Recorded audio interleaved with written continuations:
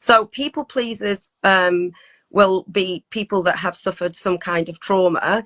That doesn't necessarily mean that they've had a terrible upbringing, like we say, but it will mean that they have adapted to be super vigilant to the needs of others, or that they only think that they are worthy in the if they are being validated by others for whatever reason. Through what trauma is, what are the telltale signs that past trauma is affecting you, what you can do about it.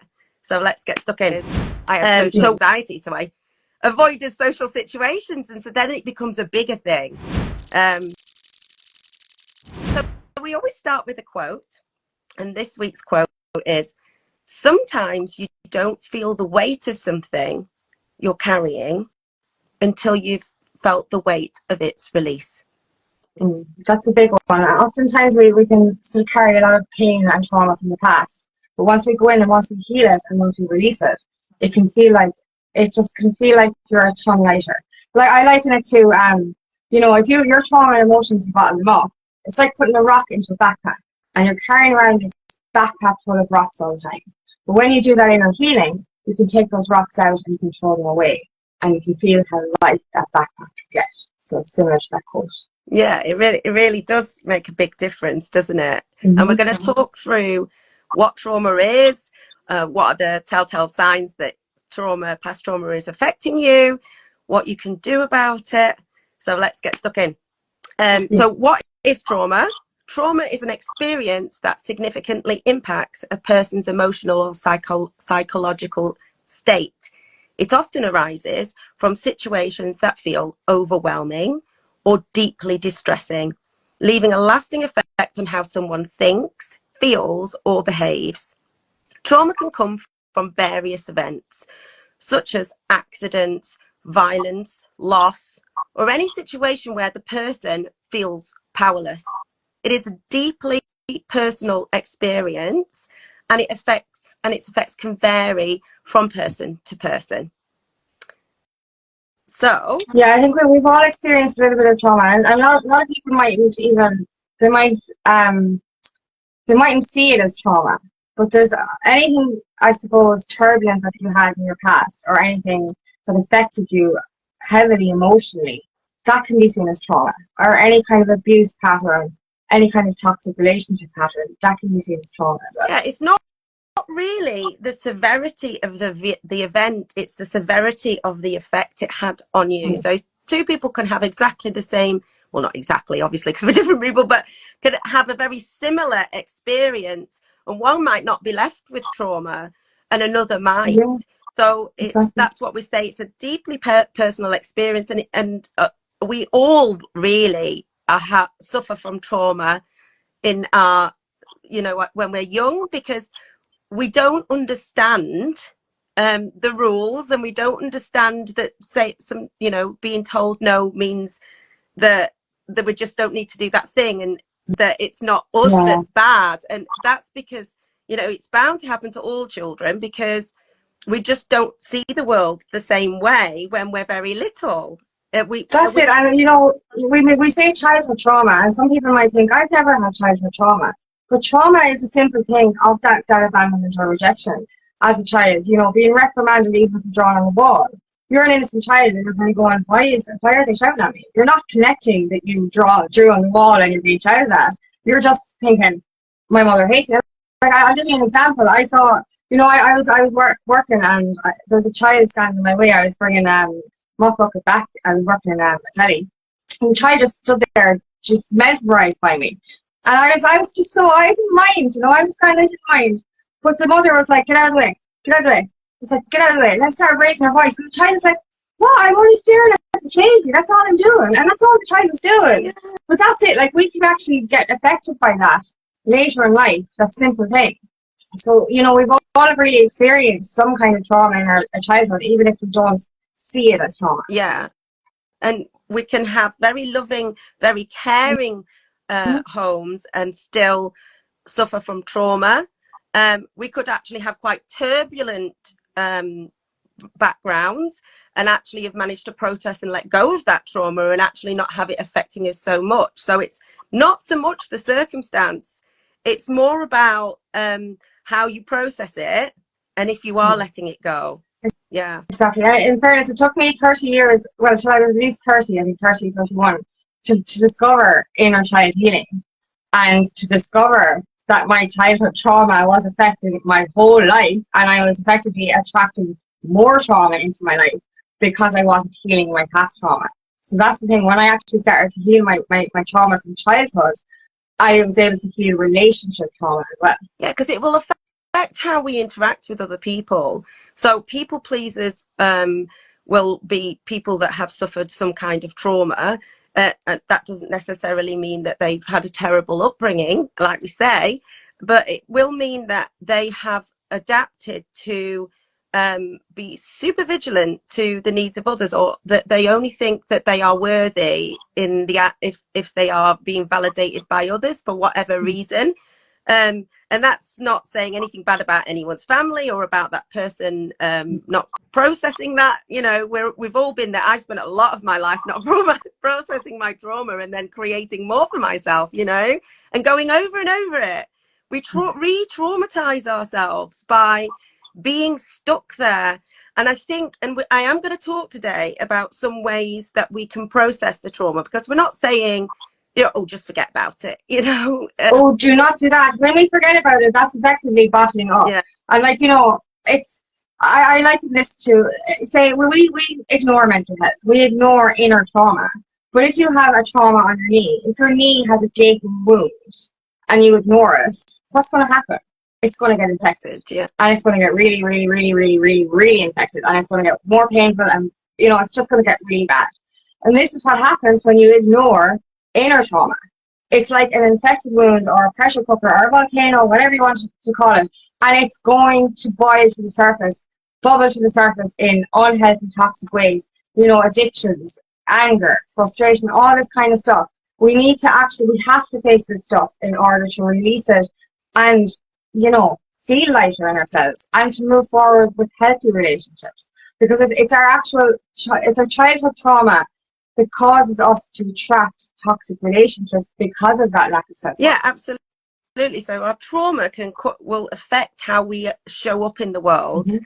And so how we show up in the world and how we interact with the world and other people will affect our experiences. It will affect our mental, our thought processes. It will affect the language that we have around ourselves. And we are creating a reality stuck in the place that we're not even really that person anymore. You know, it could be like from many, many years ago, but we're still reliving it if we don't process it and let it go. Now, what I was going to say is, whilst we should process these things, what often happens is people try to process it and just get stuck there.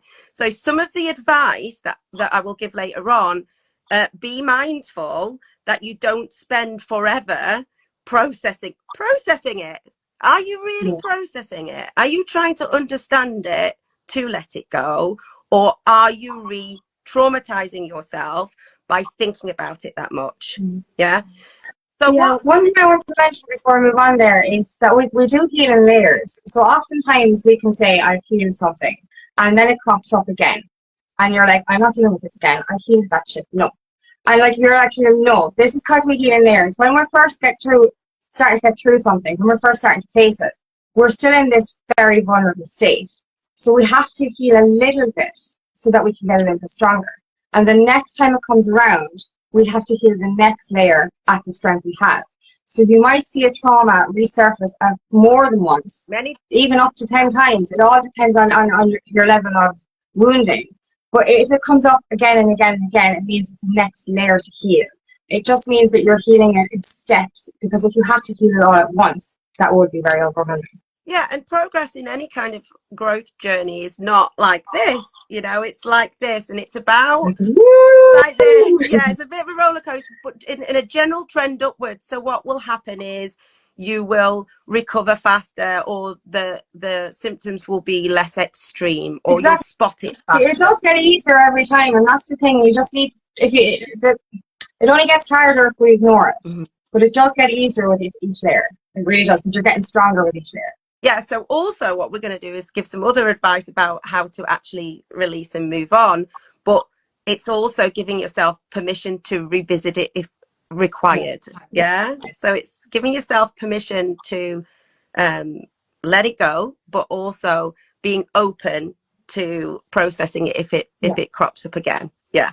So what are the symptoms? Well, they can come in many categories. So you could have emotional symptoms. So you might have extreme, or not even that extreme. It doesn't have to be that extreme for, you know, but it might be prolonged periods of, or whenever you think about that thing, you get a certain emotion.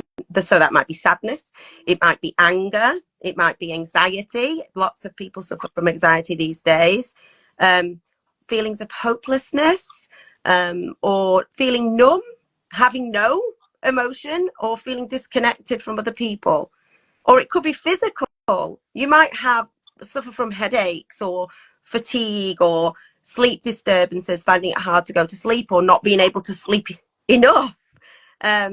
Unexplained aches and pains and symptoms. Yeah, the shoulder and the upper back is one that is very related to heavy trauma, because it's like that weight on your shoulder. So if you have very random or, you know, undiagnosable shoulder pain that comes out of nowhere, that can be related to trauma that you're carrying, a heavy burden that you're carrying. Yeah. So it could be cognitive as well. So you might have difficulty concentrating. You might have memory problems, feeling points of confusion or disorientation. Behavioral. So it might be avoidance of those things. And what happens when we avoid those situations is we don't create positive new experiences. So then we can really blow them out of the, you know, the park about how big they are. And I know I suffered from that because I had social anxiety. So I avoided social situations. And so then it becomes a bigger thing. What else? There's being withdrawn, or like you said about, you know, drugs and things, risky behaviors. Gambling, addiction, anything like that is a way of distracting yourself from your problems. Like, I used to drink an awful lot. I used to take drugs. I used to smoke cigarettes. I used to smoke weed. I used to do everything I could. I used to be around people all the time as well, so I wouldn't be alone with my thoughts. I did everything I could not to listen to what was inside. And now I love silence, because even today now, and the last couple of days, I've been a little bit triggered. And you know, I've been doing stuff, rushing around the place, and I'm getting more angry. But I have some time in silence then, and I feel so good after it, because I was just able to sit there and go, it's okay, you're calm now, it's fine, you're not triggered anymore. And it's just, it's a great flip of the switch to go from needing distraction to actually need silence. Yeah, and actually that's so important, because we talked about this before, haven't we, on one of the others, about sometimes people don't want to be on their own or with their thoughts for those reasons, and actually you kind of have to building up, you know, short periods, spending some time in those thoughts so that you can process them, debunk them, reframe them, journal them, you know, all of that kind of stuff that can, if you just ignore it and distract yourself, it doesn't go away. It's like the only way through the storm is through it. Yeah, exactly. And then what I've mentioned briefly before, reliving. So you might have flashbacks or intrusive thoughts about the event, or just replay, like making a choice to replay over it and chew over it. Yeah, because unfortunately, in order, for me personally anyway, and I find this with anyone I've met, is you actually have to face it again, feel it again to release it. So it is hard. So if you do get a reminder of your trauma, it is a sign that you have to heal a little bit more. And it is unfortunate that you have to face it again, but it's a great way to purge it out of your system completely. Do you know what I mean? It's obviously still in there. It's like rotting away inside you. And until you face it again and release it, it's going to stay festering, which is, you know, it's not good in the long run. Yeah. So if we recognize that we've got a trauma that we haven't processed, some things that we can do to begin to process that. And like we said, it might take many times of processing, but warning, we can get stuck there. So just make sure that it's not just torturing yourself, that you are trying to work through it and move forward from it rather than being stuck in the past. So we always say this, mindfulness practices. So meditation, Awesome. yeah, Well, just one of my favorite, and I just quickly mentioned it here, I've said this before, the reprogramming your unconscious mind meditation. You can find some on YouTube. It's like you literally play this in your sleep, and it reprograms that trauma for you to make it easier for you to process then in your waking hours. And it really changed my life. It helped me to give up alcohol. It made me, go from being allergic to children to wanting my own children, because it actually heals that part of me as well. This kind of meditation can really dig deep into the parts of you that you're not ready to face yet, and it will make it easier for you to face it then later on. Definitely, meditation is brilliant. yeah. And so mindfulness doesn't have to be meditation. It can just be sitting in your senses. Yeah, well, that is a type of meditation. Anything that you can do to be in the moment. So even playing sports, gardening, artistic creativity, listening to music. Once you can just be, that's it.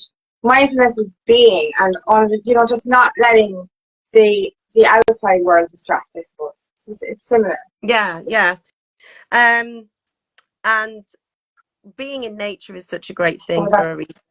It really is the soul, definitely. Yeah, it's like I remember when I used to laugh and go, ooh, look at trees, sort of thing. Yeah, but hug trees is so good for you. Yeah. It really does. Like, I swear, when I was afraid to go outside for a long time, when I had that fear of essentially attachment, I was afraid to go outside my front door. And I have a good bit of pathway, and I'm practically living in the field, like. And I started to slowly walk down to the end of my drive, and there's little trees there. They're only little branching trees, but I started to talk to them and started to touch them. And they really brought me back to life. And I still go down and now and talk to them trees and say thank you for helping me through a bad time. Because just having that little connection to the nature, even walking in the earth barefoot, that actually really grounds you and reconnects you with your soul. It is actually so healing. It really is beneficial. Having a purge. Crying. I love crying. I swear, I deliberately watch a kiddie movie or a really sad love movie anytime I have really, really high emotions to get out.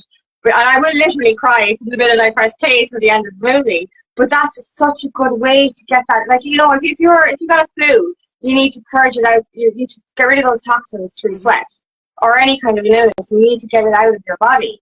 This is how you get your toxic trauma out of your body. Cry. It's so healthy to cry. It really is. Like, people who tell me they don't cry, I'm like, Jesus, what kind of tension are you holding inside you? Cry, please cry. Yeah, and I never used to, well, I mean, I did suffer from mental health problems for a long time, to be fair, but I never cried. That was just something that I didn't really do. Yeah, but now, I mean, I do think it was helped by having children. I think you get emotionally broken by giving birth, to be honest. But now I can't even watch a kind act on yeah, TV I'm the same. I cried for Hockey as well. Oh, look, they've done something so nice. I know. Yeah, but it's all good, It is. Yeah, and it really, you really do feel a bit of the weight lifted from having a good. Oh wow, it's such I can sometimes when I have an emotional purge, I'll be crying, I'll be screaming, I get headaches, I start fucking dehydrating because I cried so much. But afterwards, I'm like, in the middle of it, I'll be fucking invited and going, ah. But afterwards, I'm like, yes, thank God. And I know that the bigger the release, the bigger the purge, the bigger the release. So I know that the more I cry, the more lighter I'm going to feel afterwards. It's so good. Breath work. So breath work's really good, but you can actually get some really good breath work techniques. Is it Victor that does? Is it Victor Odo? Yeah, he's really good. He's got a really good breath work. It's an hour long, but it's, oh my God, my heart chakra really unlocks when I do those breath work sessions. They're amazing. So it just bubbles, and it might be, and it can surprise you which emotion bubbles out. So it could be crying, but it could be screaming, Oh, geez, yeah, my whole body doesn't shake now. I'm like, ah, and I'm lucky I live on my own in the countryside because I do be screaming. So